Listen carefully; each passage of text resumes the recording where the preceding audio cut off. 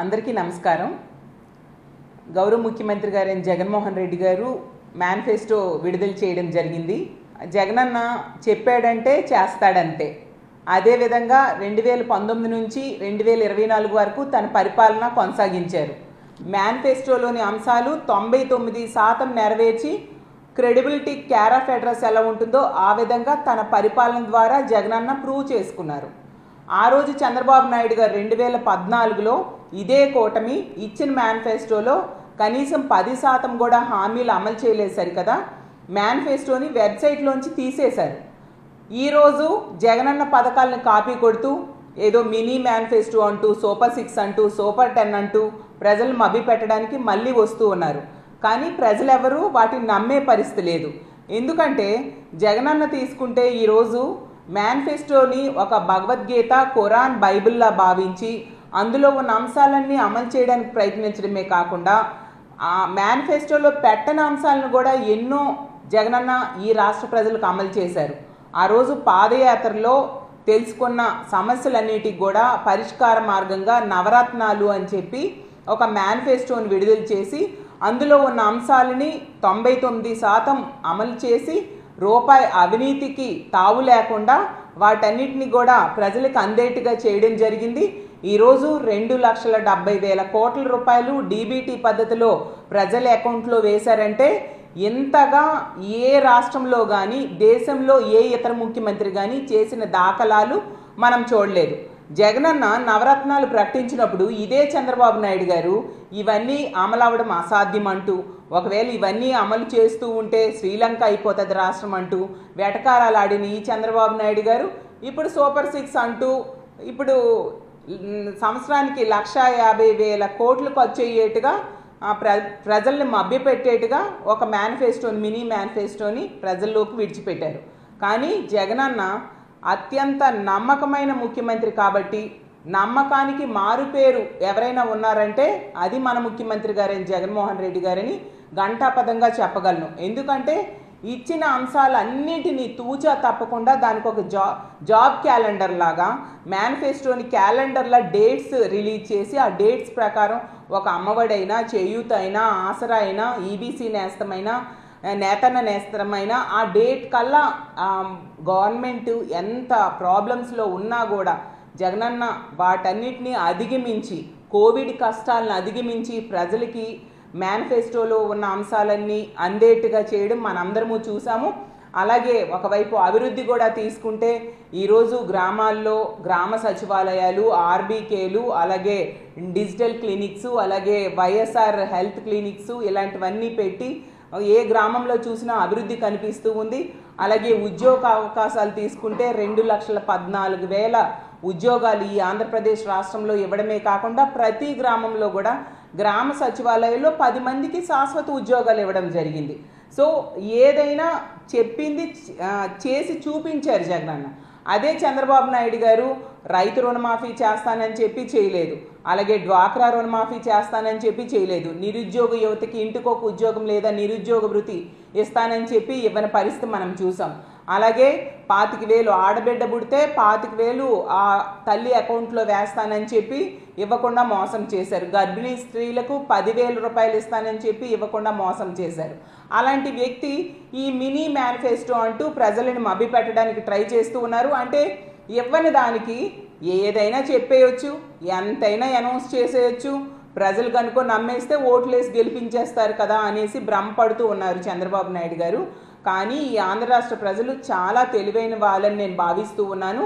ఖచ్చితంగా ఇంత చక్కగా 2019 నుంచి 24 వరకు జగనన్న ఇచ్చిన మేనిఫెస్టోలో ఉన్న అంశాలన్నీ అమలు చేశారు కాబట్టి ఖచ్చితంగా మళ్ళీ జగనన్నకే జై కొట్టడానికి ఈ రాష్ట్ర ప్రజలందరూ కూడా సిద్ధమై ఉన్నారు. అసలు జగనన్న రిలీజ్ చేసిన మేనిఫెస్టో చూసి ప్రజలందరూ హర్షాతిరేకాలు వ్యక్తం చేస్తూ ఉన్నారు. ఎందుకంటే అన్నీ చేసి చూపించారు కాబట్టి ఎలాంటి వ్యక్తి అనౌన్స్ చేసిన మేనిఫెస్టో అనేది అమలు అవుతుంది. చంద్రబాబు నాయుడు అయితే అది ఎలాగో అమలు కాదు అనేది ప్రజలందరూ ఫిక్స్ అయిపోయి ఉన్నారు. ఈరోజు తీసుకుంటే జగనన్న 4 పోర్ట్స్ కట్టడమే కాకుండా 10 fishing harbours, 6 fish landing centres construction చేస్తూ ఉన్నారు. 17 మెడికల్ కాలేజీలు కట్టిస్తూ అందులో 5 మెడికల్ కాలేజీలు ఆల్రెడీ ప్రారంభించడం జరిగింది. అలాగే విశాఖపట్నం దగ్గరలో భోగాపురం ఎయిర్పోర్ట్ కన్స్ట్రక్షన్ జరుగుతూ ఉంది. అలాగే శ్రీకాకుళంలో మూలపేట పోర్ట్ కన్స్ట్రక్షన్ జరుగుతూ ఉంది. మనం చూసాం ఉద్దానంకైతే ఎన్నో ఏళ్ళుగా పరిష్కారం కానీ కిడ్నీ సమస్యకు శాశ్వత పరిష్కారం జగనన్న ఈరోజు ముఖ్యమంత్రి అయ్యాక తీసుకురావడం జరిగింది.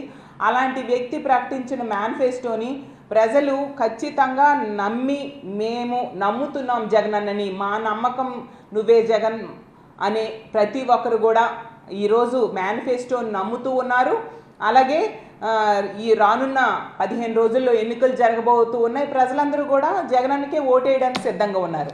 ముఖ్యంగా సామాజిక సాధికారతకు గతంలో చూసాం చాలామంది నాయకులు సామాజిక సాధికారత చేస్తాము అని చెప్పి మాటలు చెప్పారు, కానీ జగనన్న దానిని చేతల్లో చేసి చూపించారు. నా ఎస్సీలు, నా బీసీలు, నా ఎస్టీలు, నా మైనారిటీలు అంటూ ఉండే జగనన్న వాళ్ళకి రాజకీయంగా, ఆర్థికంగా, సామాజికంగా ఉన్నత స్థానంలో కూర్చోపెట్టడానికి ఎంతగానో కృషి చేయడమే కాకుండా అసెంబ్లీలో ఏకంగా చట్టం తీసుకొచ్చారు. 50% నామినేటెడ్ వర్క్స్లో, నామినేటెడ్ పదవుల్లో వాళ్ళకు అవకాశాలు కల్పిస్తానని. అలాగే మహిళల కోసం మహిళా సాధికారతకు పెద్దపీట వేసిన ముఖ్యమంత్రి ఎవరైనా ఉన్నారంటే అది జగన్మోహన్ రెడ్డి గారు. ఈరోజు తీసుకుంటే అమలు చేస్తున్న ఈ సంక్షేమ పథకాల్లో కానీ అభివృద్ధి కార్యక్రమాల్లో కానీ మెజారిటీ లబ్ధిదారులు మహిళలే ఉండేట్టుగా జగనన్న చూడడం జరిగింది. అలాగే ఇచ్చిన పదవుల్లో, నామినేటెడ్ పదవుల్లో కానీ నామినేటెడ్ వర్క్స్లో కానీ మహిళలకి 50% ఇస్తానని చెప్పి అసెంబ్లీలో ఏకం చట్టమే చేశారు జగనన్న. అంటే ఒక మహిళా పక్షపాత ముఖ్యమంత్రికి కేర్ ఆఫ్ అడ్రస్గా ఈరోజు జగనన్న నిలబడడం జరిగింది. అలాగే పెన్షన్స్ తీసుకుంటే విడతల వారీగా 3,000 రూపాయలు చేస్తానని చెప్పి దాన్ని తూచా తప్పకుండా అమలు చేసి ఈరోజు ప్రతి వృద్ధులైతేనేమి, వితంతు మహిళలైతేనేమి, ఒంటరి మహిళలైతేనేమి 3,000 రూపాయల పెన్షన్ని అందుకుంటూ ఉన్న పరిస్థితి. ఒకప్పుడు చంద్రబాబు నాయుడు గారి పాలనలో ప్రజలు వాళ్ళకి ఏమైనా పథకం కావాలన్నా, ఏదైనా ఒక గవర్నమెంట్ నుంచి ఏదైనా కావాలి అంటే ఆఫీసుల చుట్టూ, తెలుగుదేశం పార్టీ నాయకుల చుట్టూ, జన్మభూమి కమిటీల సభ్యుల చుట్టూ తిరుగుతూ కాళ్ళు అరిగిపోయేవి. వాళ్ళ ఆత్మగౌరవం ఆ రోజు తాకట్టు పెడుతూ వాళ్ళ వెనక తిరిగేవారు. ఈరోజు జగనన్న ప్రభుత్వంలో ప్రతి ఒక్కరు కూడా వాళ్ళ ఇంటి దగ్గరికే పథకాలు వస్తూ ఉన్నాయి. వాళ్ళు అర్హత ఉంటే చాలు ప్రతి ఒక్కరికి కూడా ఇంటికి వెళ్ళి ఆ పథకాలు పువ్వుల్లో పెట్టి అందించే పరిస్థితిని ఈరోజు జగనన్న కల్పించారు. ఈరోజు ప్రజలందరూ కూడా చెప్తూ ఉన్నారు, మేము ఈరోజు ఎంతో ఆత్మగౌరవంతో బ్రతుకుతూ ఉన్నాము, ఎవరి దగ్గరికి వెళ్ళి చేయి చాచి అడిగే పరిస్థితి మాకు లేదు, చాలా మా జీవన ప్రమాణాలు ఎంతో పెరిగాయి, ఈరోజు మా పిల్లల చదువు కోసం ఎంతగానో కృషి చేస్తూ ఉన్నారు, అలాగే పేద ప్రజల ఆరోగ్యం కోసం ఎంతగానో కృషి చేస్తూ ఉన్నారు జగనన్న, అలాగే వ్యవసాయ రంగంలో ఎన్నో విప్లవాత్మకమైన మార్పులు తీసుకొచ్చారు అనేసి ప్రజలందరూ ఆ పథకాలన్నింటినీ వాళ్ళు లబ్ధిదారులై ఈ విధంగా మాట్లాడుతూ ఉండే పరిస్థితి. నిజం చెప్పాలంటే గతంలో ఎన్నడూ లేని విధంగా చంద్రబాబు నాయుడు గారి టైంలో అయితే వ్యవసాయం దండగా అన్నారు. ఈరోజు జగనన్న దాన్ని పండగ చేశారు. ఒకప్పుడు విత్తనాలు కావాలన్నా, ఎరువులు కావాలన్నా రోజుల తరబడి ఆఫీసుల చుట్టూ, జన్మభూమి కమిటీల చుట్టూ తిరిగే పరిస్థితి. ఈరోజు రైతు భరోసా కేంద్రాలను పెట్టడమే కాకుండా క్వాలిటీ టెస్టింగ్ ల్యాబ్స్ పెట్టి జగనన్న వాళ్ళ ఇంటి దగ్గరికే అన్ని రకాలుగా వ్యవసాయానికి సంబంధించిన అన్ని లబ్ధి కూడా పొందేట్టుగా జగనన్న చేస్తూ ఉన్న పరిస్థితి. అలాగే రైతు భరోసాని వాళ్ళకి అందించి పెట్టుబడి సాయాన్ని జగనన్న అందిస్తూ ఉన్న పరిస్థితి మనం చూసాం. గతంలో 13,500 జగనన్న ఇస్తానని చెప్పి ఇవ్వడమే కాకుండా ఇప్పుడు దాన్ని 16,000కి పెంచడం జరిగింది. అలాగే తీసుకుంటే విద్య కోసం, విద్యలో విప్లవాత్మకమైన మార్పులు తీసుకొచ్చిన జగనన్న అమ్మఒడి కింద 15,000 రూపాయలు ఇచ్చేవారు, ఇప్పుడు దాన్ని 17,000కి పెంచడం జరిగింది. అసలు చంద్రబాబు నాయుడు ఇప్పుడు ఏదో అమ్మఒడిని అమ్మకు వందనం అంటూ చేయూతను కూడా కాపీ కొట్టి ఇలా ఆ సూపర్ 6లో 3 పథకాలు మా వైఎస్ఆర్ కాంగ్రెస్ పార్టీ ప్రవేశపెట్టినవే పథకాలనే కాపీ కొట్టి చెప్తూ ఉన్న పరిస్థితి మనం చూసాం. నిజంగా చంద్రబాబు నాయుడు గారు ఇవన్నీ అమలు చేసే వ్యక్తి అయితే 14 ఏళ్ళు ముఖ్యమంత్రిగా ఉన్నాడు కదా, ఎందుకు ఒక అమ్మఒడి కానీ, ఒక చేయూత కానీ, ఒక ఆసరా కానీ, ఒక ఈబీసీ నేస్తం కానీ, ఒక నేతన్న నేస్తం కానీ ఏది కూడా ఒక్కటి కూడా అమలు చేయలేదు సరికదా? చెప్పుకోదగ్గ ఒక్క పథకమైనా చంద్రబాబు నాయుడు గారు ముఖ్యమంత్రిగా ఉన్న కాలంలో చేశారా అని నేను అడుగుతూ ఉన్నాను. ఈరోజు జగనన్న విద్యారంగంలో అమ్మఒడితో పాటు కొంచెం పెద్ద చదువులు అయితే వాళ్ళకి విద్యా దీవెన, వసతి దీవెన, అలాగే విదేశీ విద్యా దీవెన ఇలా అన్ని రకాలుగా వాళ్ళని ఆదుకోవడమే కాకుండా వాళ్ళకి స్కూల్స్లో ఎన్నో మార్పులు నాడు నేడు ద్వారా విప్లవాత్మకమైన మార్పులు ఈరోజు స్కూల్స్లో డెవలప్ చేయడం జరిగింది. వాటర్స్ అందరికీ నేను ఆంధ్ర రాష్ట్రంలో ఉన్న వాటర్స్ అందరికి కూడా ఒకటే చెప్తూ ఉన్నాను, మీరు 2019లో ఓటు వేయడానికి వెళ్ళినప్పుడు ఆ స్కూల్ ఎలా ఉండేది, ఇప్పుడు 2024లో ఓటు వేయడానికి వెళ్ళినప్పుడు ఆ స్కూల్ ఎలా ఉండేది, మౌలిక వసతులు ఎలా ఉన్నాయి, నీట్నెస్ అయితేనేమి, స్కూల్ స్ట్రక్చర్ అయితేనేమి ఏ విధంగా ఉంది మీరు చూసి ఓటు వేయండి అంటే అన్ని మార్పులు తీసుకురావడం జరిగింది. అంతగా విద్యా రంగానికి పెద్దపీట వేయడమే కాకుండా ఈరోజు తీసుకుంటే మహిళలకి కడుపులో ఉన్న బిడ్డ నుంచి పండు ముసలి వాళ్ళ వరకు ఎన్నో సంక్షేమ కార్యక్రమాలు. ఈరోజు తీసుకుంటే పోషణ సంపూర్ణ పోషణ అంటూ కడుపులో ఉన్న బిడ్డకి ఆహారాన్ని అందించడమే కాకుండా చదువుకునే పిల్లలకి స్కూల్కి వెళ్ళిన దగ్గర నుంచి కూడా వాళ్ళకి యూనిఫాము, సాక్స్లు, బెల్ట్లు, షూస్ అన్నీ అందిస్తూ బుక్స్, ఇంగ్లీష్ మీడియం విద్య. అసలు పేదవాడు అనేవాడు గవర్నమెంట్ స్కూల్స్లో ఇంగ్లీష్ మీడియం విద్య అనేది ఒక కళ. అలాంటి కళని ఈరోజు నిజం చేశారు జగనన్న. సిబిఎస్ఈ సిలబస్ అనేది గవర్నమెంట్ స్కూల్లో జగనన్న ఏర్పాటు చేయడమే కాకుండా అసలు బైలింగ్వల్ టెక్స్ట్ బుక్స్ వాళ్ళకి అందించి ఒక చదువు అంటే ప్రైవేట్ కార్పొరేట్ స్కూల్స్కి ధీటుగా ఈరోజు గవర్నమెంట్ స్కూల్స్ ఉండేట్టుగా జగనన్న ఏర్పాటు చేసిన సంగతి మనందరము చూసాము. అలాగే తీసుకుంటే వైద్య రంగంలో అసలు వైద్య రంగంలో కళలో కూడా ఊహించని మార్పులను జగనన్న తీసుకొచ్చారు.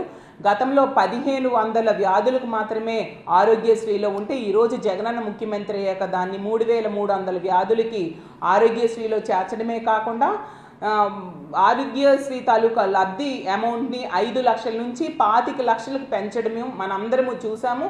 అలాగే ఆరోగ్య సురక్ష ద్వారా ప్రతి గ్రామానికి కూడా వైద్యులు వెళ్ళి వైద్యం చేసి వాళ్ళ తాలూకా రోగం గుర్తించి దానికి మంచి మంచి హాస్పిటల్స్లో వైద్యం అందేట్టుగా జగనన్న ఈరోజు చేస్తూ ఉన్నారు.